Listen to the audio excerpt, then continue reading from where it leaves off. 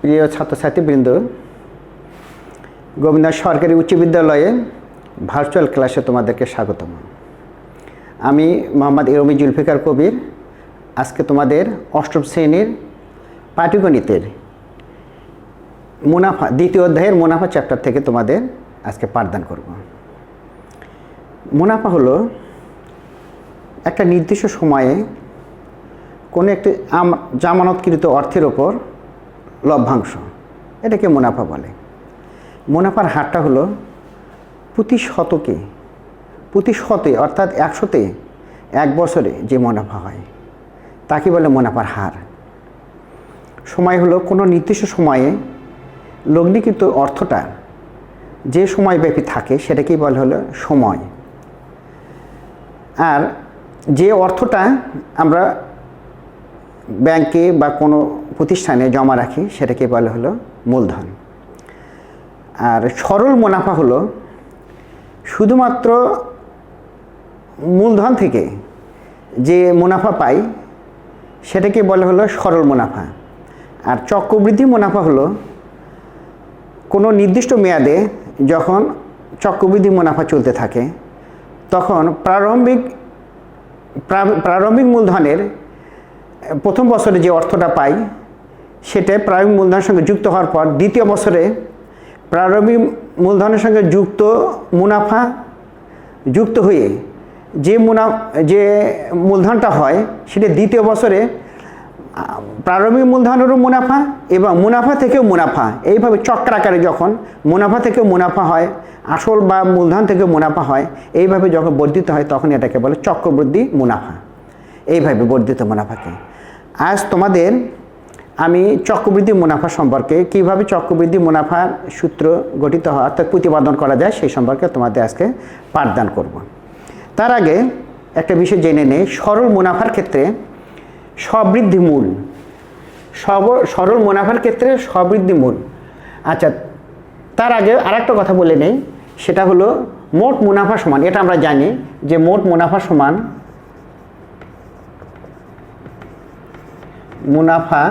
সমান PRN, এটা আমরা জানি। এখানে পি হলো মূলধন, আর হলো মুনাফার হার, আর এন হলো সময়।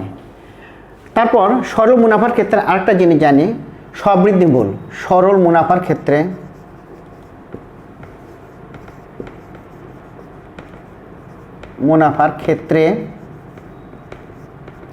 সবৃদ্ধি মূল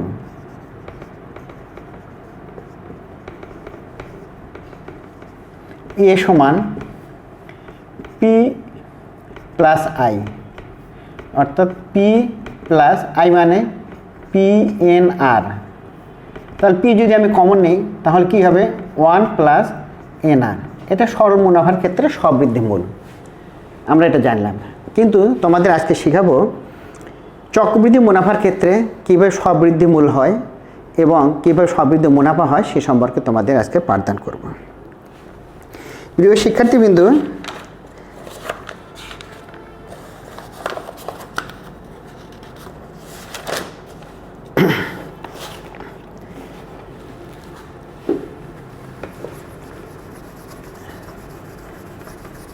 বোর্ডটা পরিষ্কার করে নিচ্ছি তোমাদের।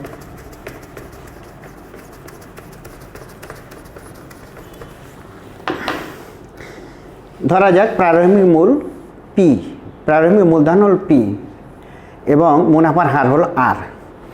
তাহলে প্রথম বছরান্তে চক্রবৃদ্ধি মূলধন হবে, লিখি প্রথম বছরান্তে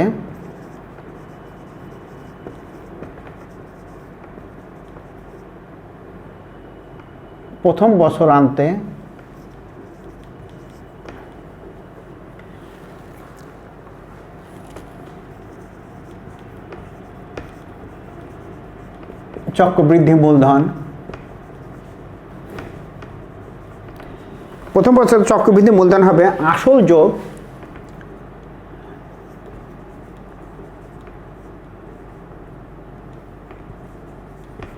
যোগ মুনাফা, আসল যোগ মুনাফা।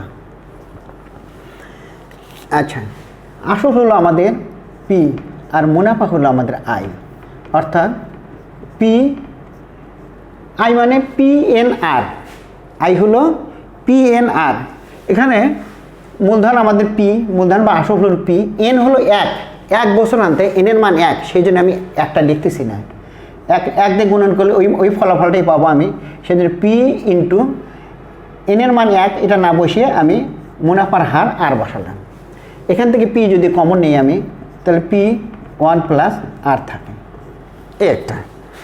দ্বিতীয় বছরান্তে চক্রবৃদ্ধি মূল। এখন দেখো দ্বিতীয় বছরান্তে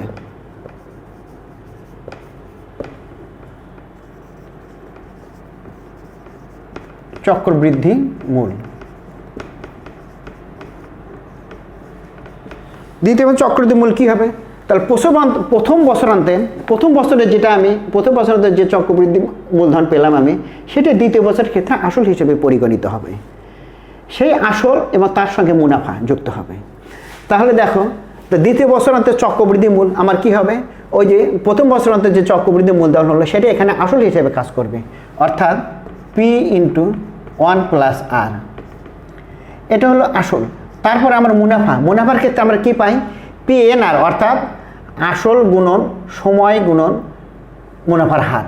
তা আসল কি? এক্ষেত্রেও এটা আসবে, তাহলে P ইন্টু 1 প্লাস আর, এটা আসল। তারপরে সময় এনটা 1 বছর, দ্বিতীয় বছর মানে একটা নির্দিষ্ট একটা বছর, সেই এনের মান 1, সেই জন্য আমি লিখতেছি না, আর মুনাফার হার হলো আর। তাহলে এখন দেখো এই স্টেপটা দুটো পদ হয়েছে, এই একটা পদ এই রাশিতে এই অংশটুকু আমার কমন আসে। তাহলে হয় কি? P ইন্টু 1 প্লাস আর, এটা যদি কমন নেই তাহলে এখানে কত থাকবে? 1 প্লাস এটা কমন গেল, এখানে থাকে তাহলে আর।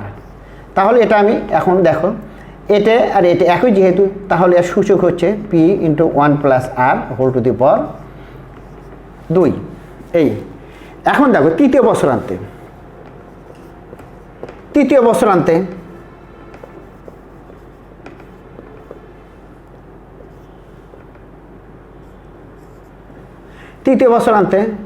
চক্রবৃদ্ধি মূল, তাহলে কত হবে? দেখো তৃতীয় চক্রবৃদ্ধি মূল, তাহলে দ্বিতীয় বছরান্তে চক্রবৃদ্ধি মূল সেটা এখানে আসল হিসেবে পরিগণিত হবে এবং তার সঙ্গে মুনাফা যুক্ত হবে। তাহলে এখানে কত হচ্ছে? P ইন্টু 1 প্লাস আর হোল স্কোয়ার প্লাস মুনাফা কত? মুনাফার ক্ষেত্রে আমরা জানি আসল গুণন সময় গুণন মুনাফার হার। আসল কত? P ইন্টু 1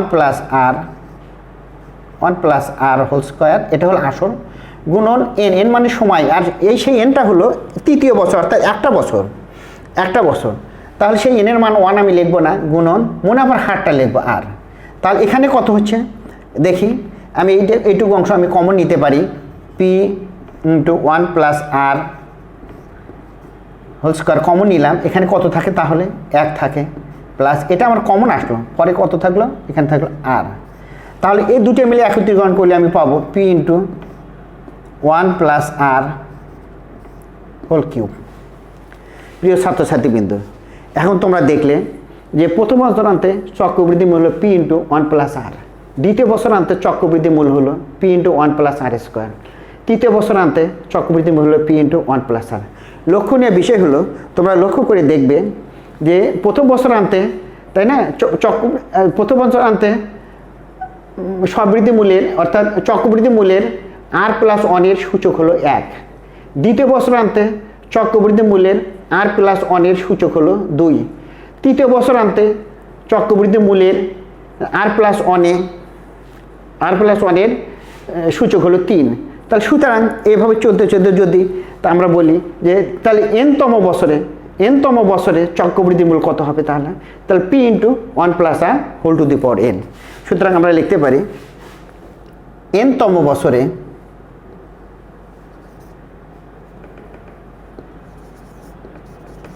এনতম বছরান্তে চক্রবৃদ্ধি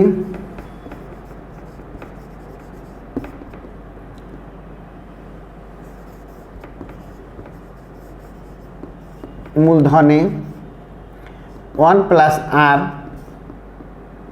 এর সূচক সূচক হবে তাহলে এন এন এন হবে। তাহলে অতএব আমি বলতে পারি তাহলে, তাই না, এনতম বছরান্তে চক্রবৃদ্ধির মূল যদি সি হয়, এনতম বছরান্তে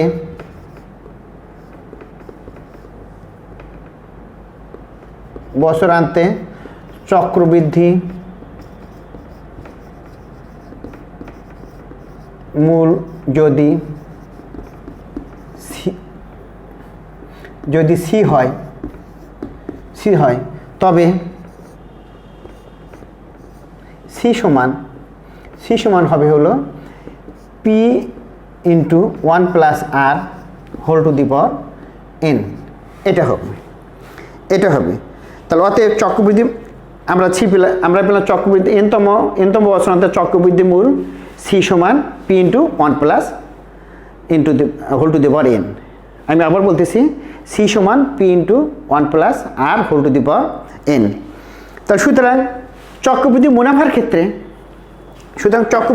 ক্ষেত্রে আমরা লিখতে পারি, একটা বোর্ডটা পরিষ্কার করে নিই, তারপর তোমাদের সব জানাচ্ছি।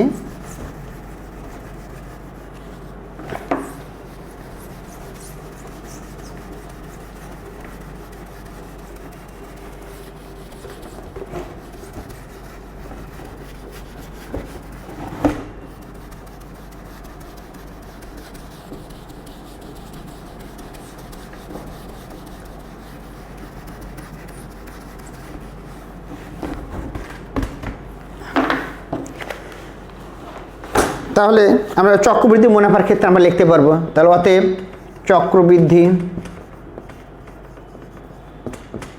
মুনাফার ক্ষেত্রে চক্রবৃদ্ধি মুনাফা সমান আমরা তার লিখতে পারবো সি মাইনাস পি, অর্থাৎ চক্রবৃদ্ধি মূলধন বিয়োগ মূলধন। তাহলে সি মানে একটু আগে শিখলাম আমরা P into 1 plus R whole to the power N minus P. এটাই হলো চক্রবৃদ্ধি মুনাফার সূত্র। এভাবেই আমরা চক্রবৃদ্ধি মূলধন এবং চক্রবৃদ্ধি মুনাফার সূত্র প্রতিপাদন করতে পারি। আচ্ছা, এখন একটা উদাহরণ দিয়ে তোমাদের, একটা গাণিতিক উদাহরণ দিয়ে তোমাদের স্পষ্ট করে দিচ্ছি এই সূত্রটাকে। একটু মিশে নেই বোর্ডটা।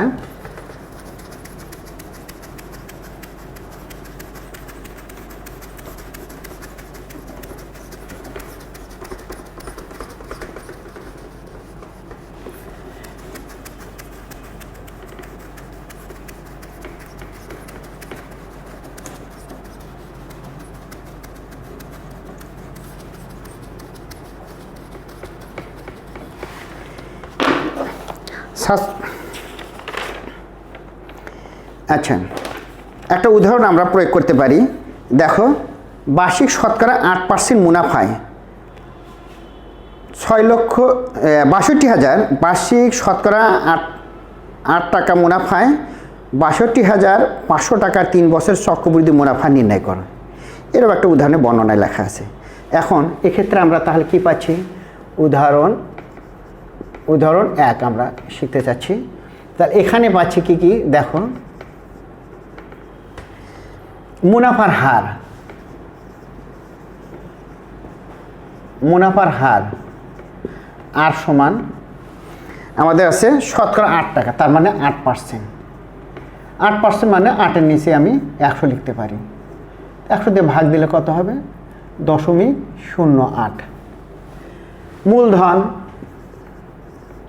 আমাদের বর্ণনায় মূলধন আছে, মূলধন পি সমান কত? 62,500 টাকা। 500 টাকা। সময় এন সমান 3 বছর। 3 বছর আমরা পাই, আমরা ফর্মুলা থেকে জানি বা আমরা জানি, এ কথা লিখতে পারি। আমরা জানি চক্রবৃদ্ধি মূলধন, চক্রবৃদ্ধি মূলধন C is equal to P into 1 plus R whole to the power N. এখানে মানগুলো বসে দিই। পির মান 62,000, 500 টাকা গুণন 1, এটা বাংলায় লিখব, যোগ আর এর মান আমরা বসাবো এখান থেকে 0.08, তারপরে এন এর মান আমরা 3 এখানে লিখে দেব। তারপর আমরা হিসাব করব 62500 গুণন এটা কত হচ্ছে 1.08, তাই না, টু দি পাওয়ার 3। আমরা এটাকে যদি কাজ করি ক্যালকুলেটরের সাহায্যে আমরা হিসাব বের করে নেব, বের করে নিয়ে আমরা লিখতে পারবো তাহলে 78,732 এত টাকা। এইভাবে আমরা সূত্রের সাহায্যে সহজেই চক্রবৃদ্ধি মুনাফার ক্ষেত্রে চক্রবৃদ্ধি মূলধন বের করতে পারি। প্রিয় ছাত্রছাত্রীবৃন্দ, বুঝলে তাহলে কীভাবে আমরা একটা সূত্রকে প্রতিপাদন করতে পারি, কিভাবে সূত্র ব্যবহার করে আমাদের কোনো সমস্যাকে সমাধান করতে পারি। তাহলে আজকে ভার্চুয়াল ক্লাসে তোমাদেরকে ধন্যবাদ জানিয়ে শেষ করছি। খোদা হাফেজ।